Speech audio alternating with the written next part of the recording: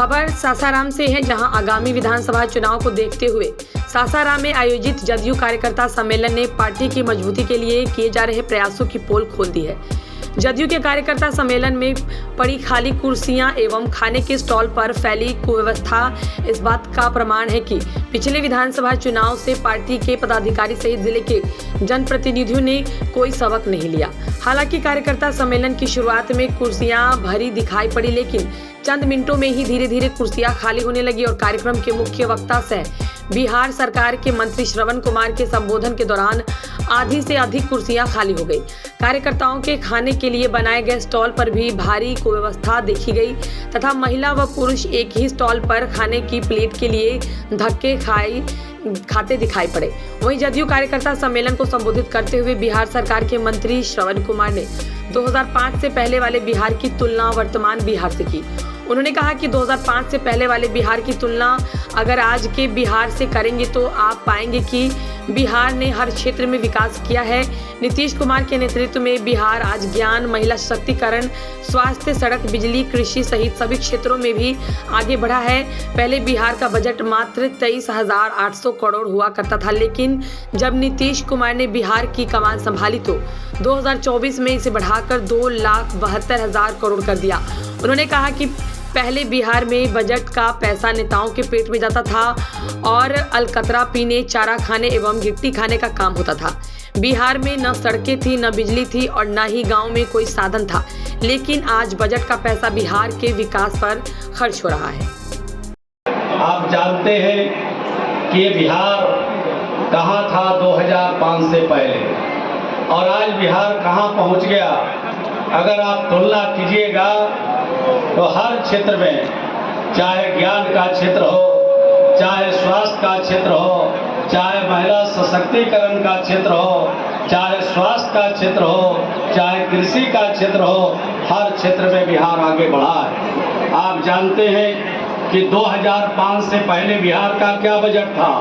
मात्र 23,800 करोड़ का बजट 2005 में था और 2005 के बाद जब नीतीश कुमार जी ने बिहार की कमान संभाला, आपके आशीर्वाद से, आपके प्रयास से और आपकी ताकत के बदौलत बिहार में जब उनको मौका बिहार को चलाने का अवसर मिला तो 2024 में जो बिहार का बजट है वो 2,72,000 करोड़ का बजट हो गया और जो बजट 2005 में था 23,800 करोड़। ये बजट का पैसा कहाँ जाता था? ये बजट का पैसा बिहार में कहाँ जाता था? बिहार में न सड़कें थी, न बिहार में बिजली थी और न गांव में कोई साधन था।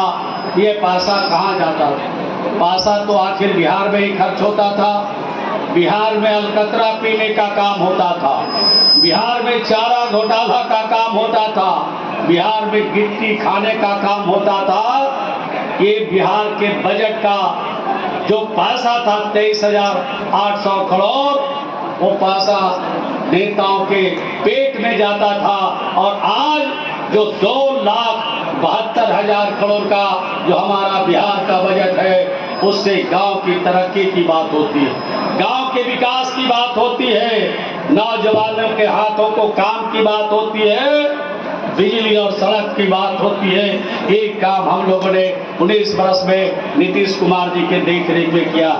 यहाँ से आ रहे हो, लोग समझ जाते थे, लोग सहम जाते थे कि बिहार बताए कि नहीं बताए। कहता था कि कहाँ चलना है, कहता था कि जंगल राज में चलो, घोटाले के प्रदेश में चलो। ये घोटाला का प्रदेश था बिहार और ये जंगल राज था बिहार में। 19 वर्षों में हमने बिहार को रास्ते पर लाया, पटरी पर लाया, हर क्षेत्रों में हमने काम किया। ये आपको मैं बताना चाहता हूँ, देश का पहला राज्य बिहार है जहाँ 1,20,000 शिक्षकों की हमने नियुक्त किया।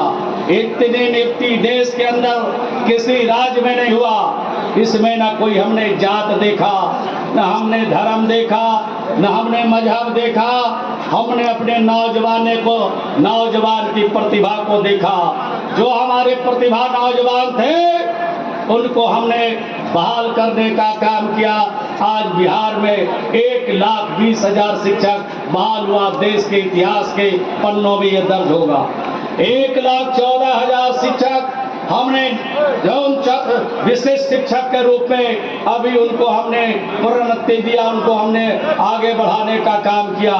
तो देश का ये पहला राज्य है जहाँ इतने बड़े पैमाने पर नियुक्तियां हो रही।